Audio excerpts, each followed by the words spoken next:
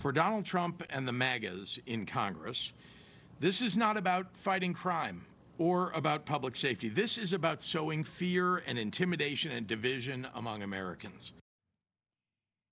Illinois Democratic Governor J.B. Pritzker, they're calling out the president as federal agents patrol downtown Chicago. The Trump administration is now looking at ramping up the federal presence in the city with potential National Guard troops.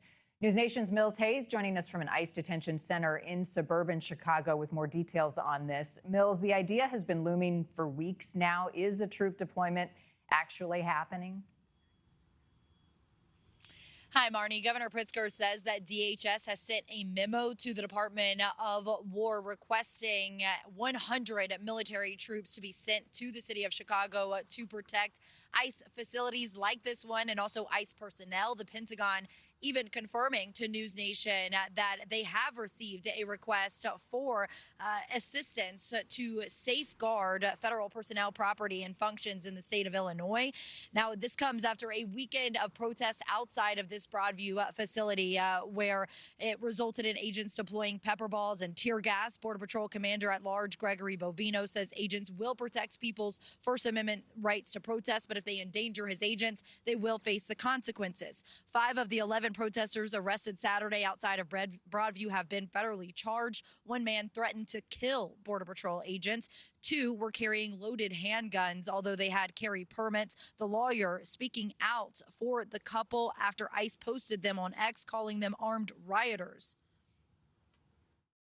His wife was being crushed against a wall by ICE people, and he went to help his wife, and that's when he was arrested. I don't care what ICE says. ICE is doing horrible things right now. They have armed soldiers in the streets arresting people. Bovino tells us hundreds of Border Patrol agents were in Chicago's downtown Sunday to keep the community safe. They arrested 8 people, 2 of whom were U.S. citizens detained for not being able to verify their identity without documents. DHS hasn't said how many people have been detained in Operation Midway Blitz or how many of them have criminal histories. However, Governor Pritzker says 60% of those being held by ICE don't have a criminal record. We spoke with one woman who came to find her dad at an ICE facility just outside the city here in Broadview. Anna Miranda says that ICE agents took her father at gunpoint over the weekend.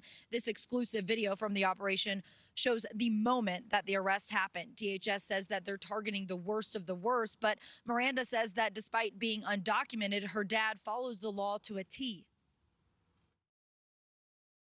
My parents came here over 30 years, trying to look for a better life. My father also, he works 2 jobs. He doesn't drink. He is, to me, he's the best person ever. He taught me a lot of things in life, and he just, he's not the type of person to cause any legal problems or, he's never been arrested before. He doesn't even have a speeding ticket. We're told Anna Miranda's father was sent to a facility in Texas, and her lawyer saying that he could potentially get parole because he doesn't have a criminal background and he's been in the country for over 20 years. Now, the village of Broadview, they're also speaking out. We expect to hear from them in just a few hours where we're expected to hear about how agents have deployed chemical ammunition, they say, unprovoked. And, of course, the Broadview Police Department has opened an investigation into federal agents' use of that chemical ammunition on protesters, and specifically a CBS local reporter's car on Sunday, Marni. Thank you for watching. Subscribe below and download our NewsNation app right now on your phone, and you will get fact-based, unbiased news for all Americans.